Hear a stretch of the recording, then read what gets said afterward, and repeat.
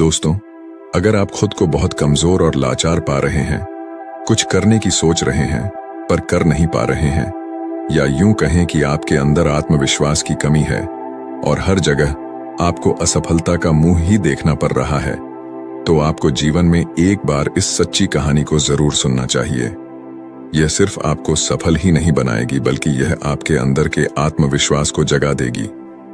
और आपको भी पता है कि दुनिया में कुछ बड़ा करने के लिए, कुछ बड़ा हासिल करने के लिए, कुछ बड़ा बनने के लिए हमारे आत्मविश्वास का बड़ा होना बहुत ज्यादा जरूरी होता है।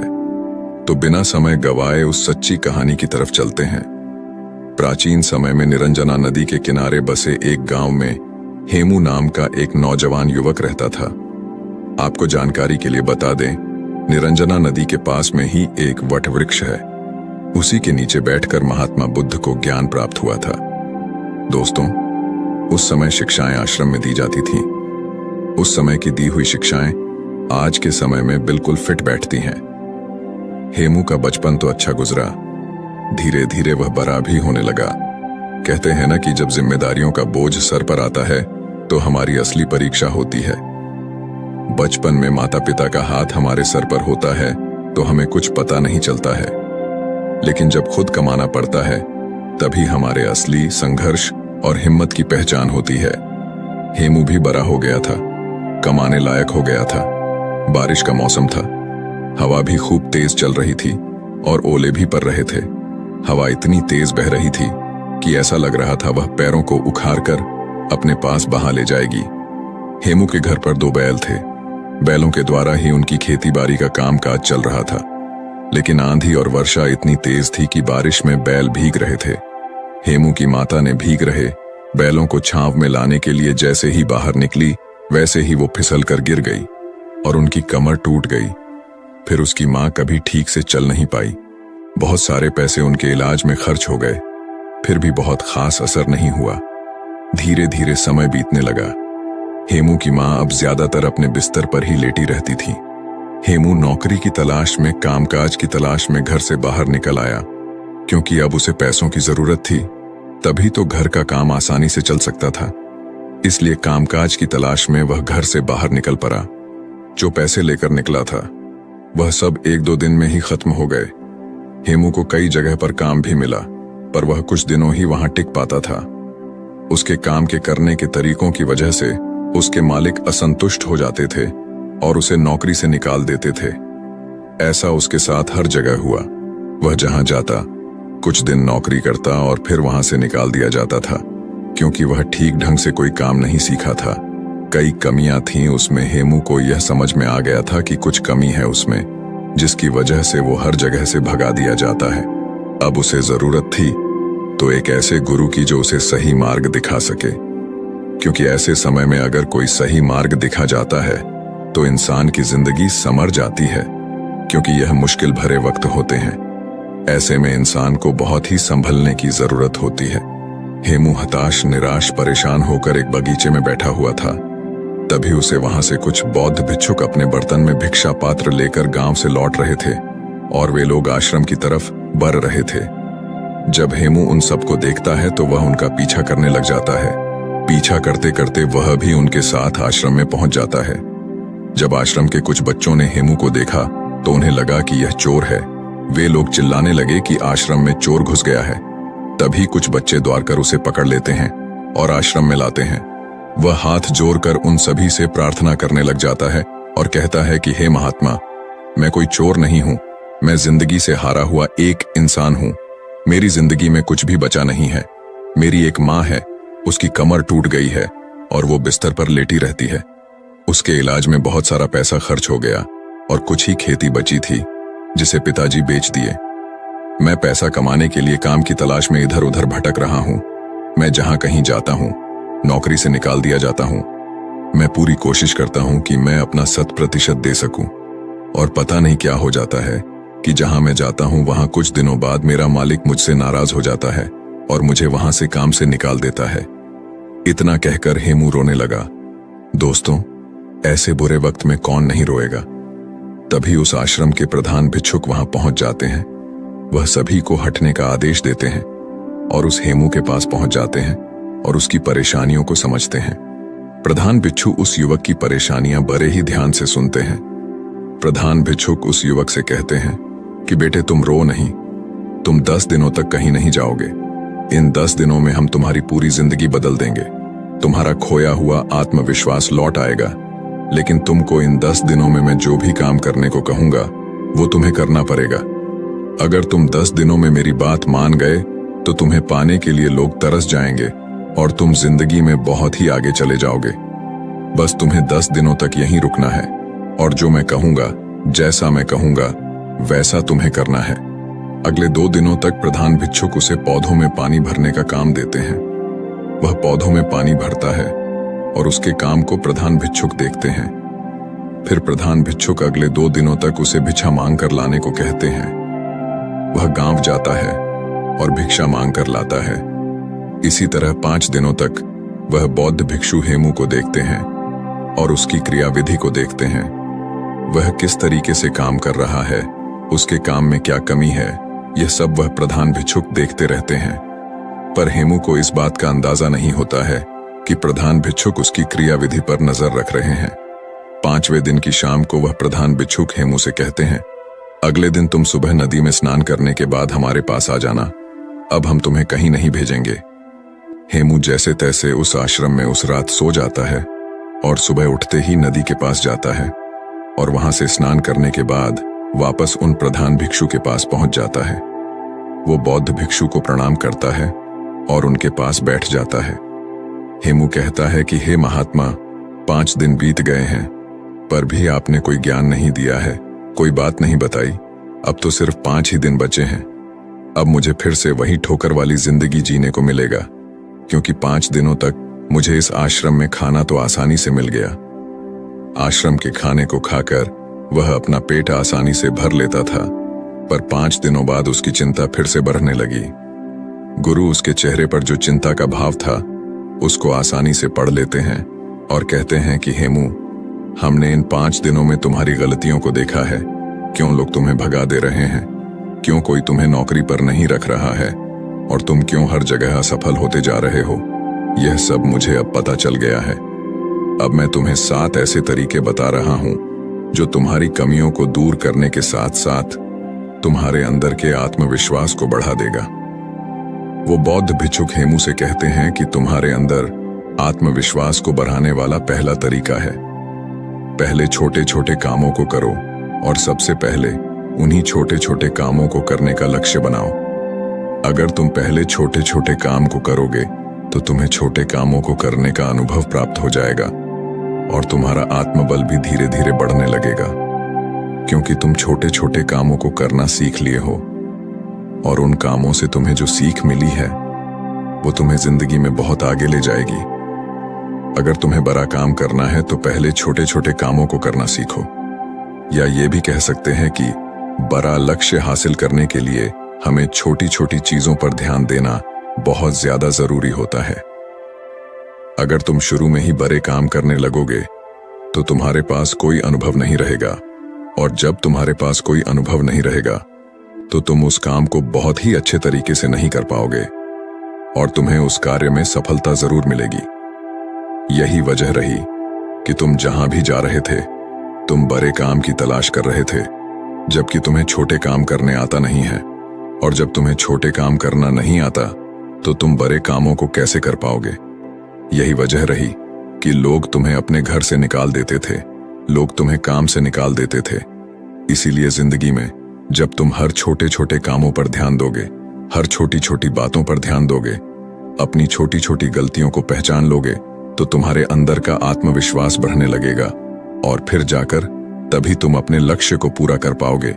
जब तुम्हें छोटे कामों को करने का अनुभव प्राप्त हो जाएगा तो तुम्हारे अंदर का आत्मविश्वास धीरे धीरे जागने लगेगा और वो आत्मविश्वास इतना बढ़ जाएगा कि तुम बड़े काम को बड़ी ही आसानी से कर लोगे। आत्मविश्वास बढ़ाने वाले तरीकों के बारे में बात करते हुए महात्मा दूसरा तरीका बताते हुए कहते हैं, अभ्यास करने की आदत डालो। जब तुम कोई काम करना चाह रहे हो, चाहे वह कोई भी काम हो, तो पहले उसके बारे में अच्छी जानकारी लो, और जब तुम्हें उस काम के बारे में पर्याप्त जानकारी मिल जाए तो तुम उस काम को करना शुरू करो। बिना जानकारी लिए अगर तुम उस काम को करोगे तो तुम्हारा समय भी नष्ट होगा और तुम उस कार्य को पूरा भी नहीं कर पाओगे। इसीलिए जब तुम कोई काम करने जा रहे हो तो पहले उसके बारे में जानकारी लो। जब तुम्हें उसके बारे में जानकारी मिल जाए तब तुम उस काम को करना शुरू करो। 1 दिन करोगे, 2 दिन करोगे तो तुमसे वह काम उतना अच्छा नहीं होगा, लेकिन अगर दिन प्रतिदिन तुम उसका अभ्यास करते हो तो एक दिन तुम उस काम को बहुत ही अच्छे तरीके से कर पाओगे और अच्छे तरीके से सीख भी लोगे।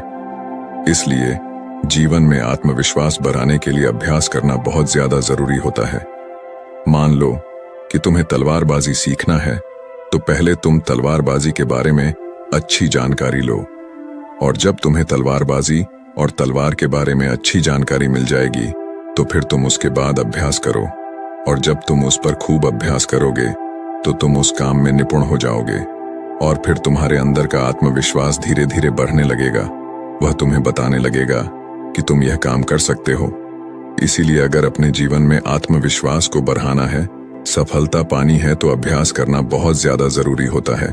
तुम जितना ज्यादा अभ्यास करोगे तुम उतनी ही गलतियां कम करोगे। जो इंसान जितना कम अभ्यास करता है उससे गलतियां उतनी ही ज्यादा होती हैं। अभ्यास ही तुम्हारी कमजोरी को दूर करता है।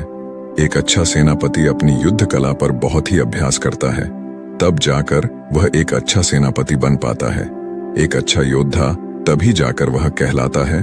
फिर आगे प्रधान आत्मविश्वास बढ़ाने वाली तीसरा तरीका बताते हुए कहते हैं, खुद को जानने का प्रयास करो। खुद की कमजोरी और ताकत के बारे में तुम जानने का प्रयास करो।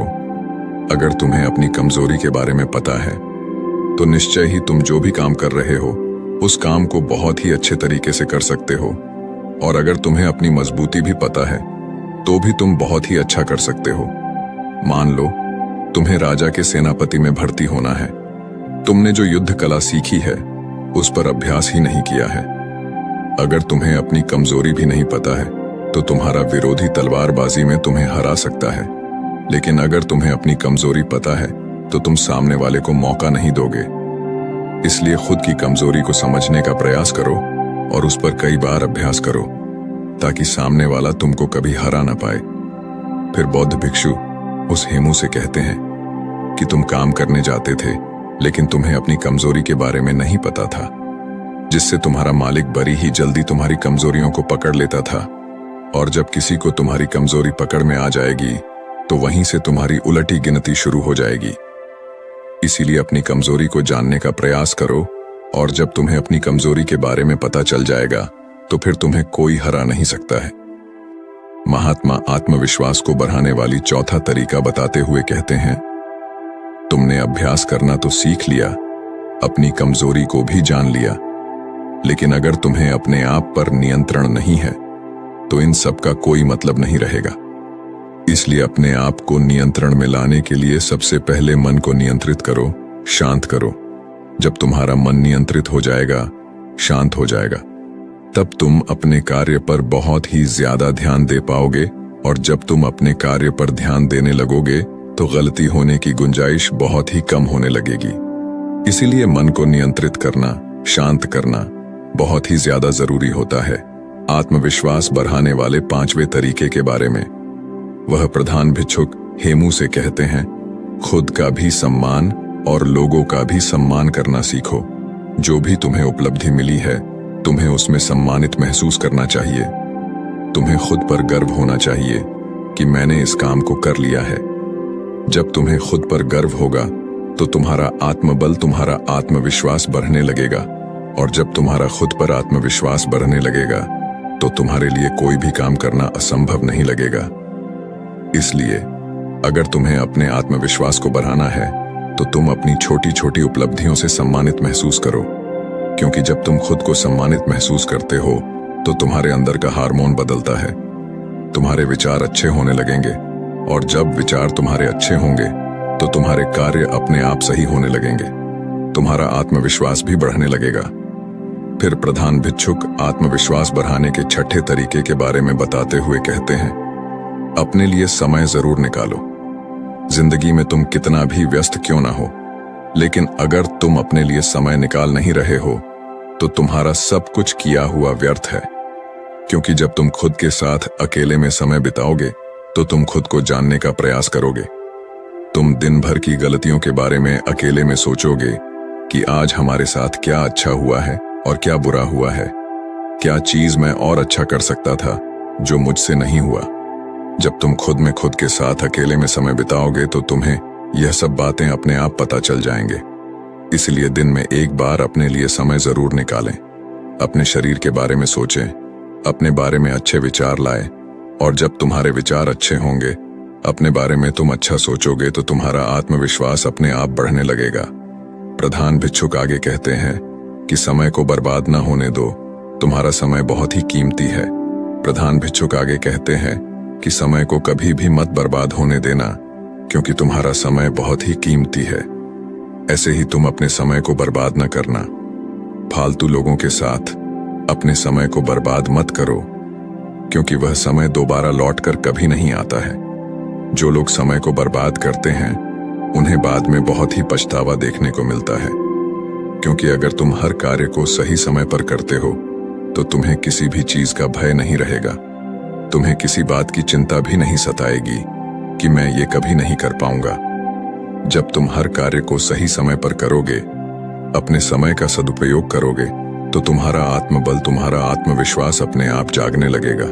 जो इंसान समय को जितना ज्यादा बर्बाद करता है, समय भी बाद में उसे उतना ही बर्बाद कर देता है। इसलिए समय की कीमत को समझो और उसको बर्बाद न करो।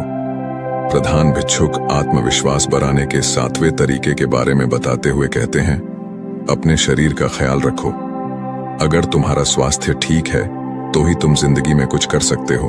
तुम लाख तैयारी किए हो, कितना भी अभ्यास किए हो, लेकिन अगर तुम्हारा स्वास्थ्य नहीं ठीक है तो तुम कुछ भी नहीं कर पाओगे।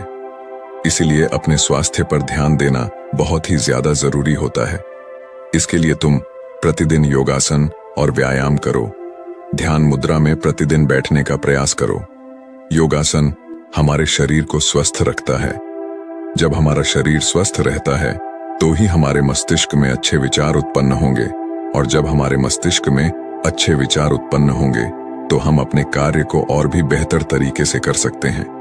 हमारे सोचने समझने की क्षमता बढ़ती है, जिससे कि हम अपने कार्य को बहुत ही अच्छे तरीके से कर सकते हैं। दोस्तों, प्रधान भिक्षुक हेमू से कहते हैं कि बेटा, अगर तुम मेरी इन 7 बातों को अपने जीवन में अपनाते हो तो तुम्हें जीवन में आगे बढ़ने से कोई नहीं रोक सकता है, क्योंकि तुम्हारा आत्मविश्वास तुम्हें सफलता जरूर दिलाएगा। प्रधान भिक्षु हेमू से कहते हैं कि हेमू, तुम यही मेरे पास 15 दिन और बिताओ, उससे पहले अभ्यास करो, फिर मैं तुम्हें राजा के यहाँ भेजता हूँ। 15 दिन बाद प्रधान भिक्षु हेमू को राजा के यहाँ भेजते हैं। राजा हेमू की कार्यशैली को देखकर बहुत ही प्रभावित होता है और वह उसे अपनी सेना नायक के रूप में सम्मिलित कर लेता है, जिससे उसका जीवन बहुत ही अच्छे तरीके से बीतने लग जाता है। तो मुझे उम्मीद है अगर आप सब भी इन 7 तरीकों को अपने जीवन में अपनाते हैं तो आप भी अपने आत्मविश्वास को बढ़ा सकते हैं, और जब आपका आत्मविश्वास बढ़ जाएगा तो आप अपने जीवन में कुछ भी पा सकते हैं। तो दोस्तों, उम्मीद है इस वीडियो से आपको काफी कुछ सीखने को मिला होगा, और अगर कुछ सीखने को मिला हो तो हमारे इस वीडियो को लाइक, शेयर और चैनल को सब्सक्राइब जरूर कर लीजिएगा, और साथ ही कमेंट में नमो बुद्धाय जरूर लिखिएगा। धन्यवाद।